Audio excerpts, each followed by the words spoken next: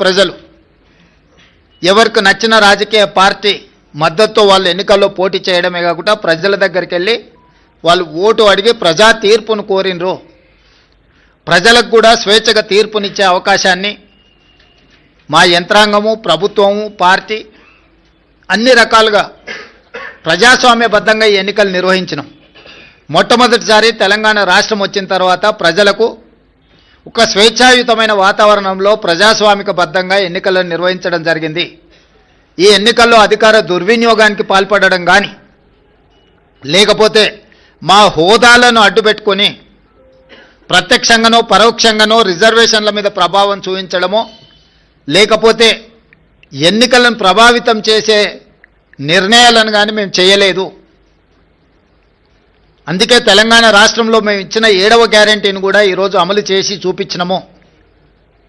దాంతో స్వేచ్ఛతో కూడుకున్న ప్రజాస్వామికబద్ధమైన ఎన్నికల్ని నిర్వహించి ప్రజల చేత మన్ననలు పొంది ఒక మంచి పరిపాలన అందించడానికి మేము ముందుకు వెళ్తున్నాము.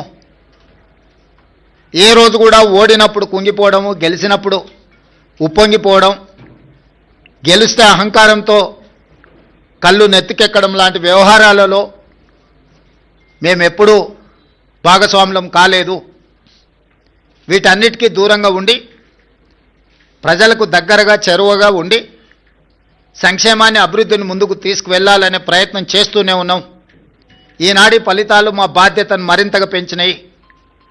ఈనాడు కేంద్ర ప్రభుత్వం ఆనాడు శ్రీమతి సోనియా గాంధీ, మన్మోహన్ సింగ్ గారు అందించిన మహాత్మా గాంధీ ఉపాధి హామీ పథకాన్ని నిర్వీర్యం చేసి నీరుగార్చి పేరు మార్చడమే కాకుండా విధానాలను మార్చడం ద్వారా పేదలకి పథకాన్ని అందకుండా చెయ్యాలన్న కక్ష, కుట్ర స్పష్టంగా కనిపిస్తుంది.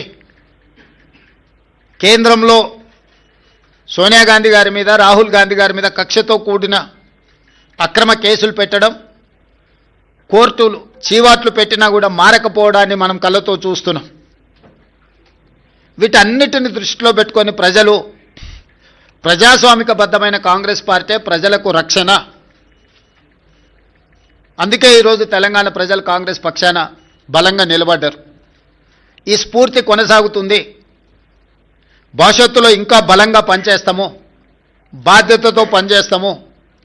ఎదిగినా కొద్దిగా ఒదగాలి అని పెద్దలు ఏదైతే సూచన చేసిండ్రో వాటిని దృష్టిలో పెట్టుకొని ఆ విధంగానే ముందుకు వెళ్తాము. ప్రతిపక్షంలో ఉన్న వాళ్లకు అధికారం కోల్పోయినా అహంకారం దగ్గలేదు.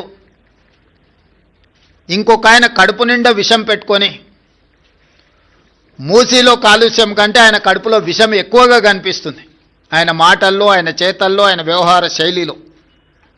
ఇప్పటికైనా ప్రజా తీర్పును గౌరవించి ప్రభుత్వం తీసుకుంటున్న నిర్ణయాలకు సహకరించి ముందుకు రావాలి.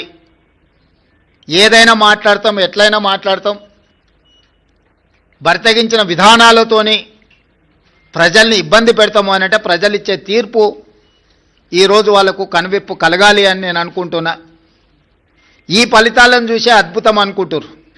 సంతోషం. ఈ అద్భుతం 2029లో కూడా జరుగుతుంది మీరు కోరుకున్నట్టే. 2/3 మెజారిటీతోనే 2029లో కాంగ్రెస్ తిరిగి అధికారంలోకి వస్తుంది. 1/3 మీరుంటారు, 2/3 మేముంటాము. ఈ తీర్పు 2029లో కూడా పునరావృతం కాబోతుంది.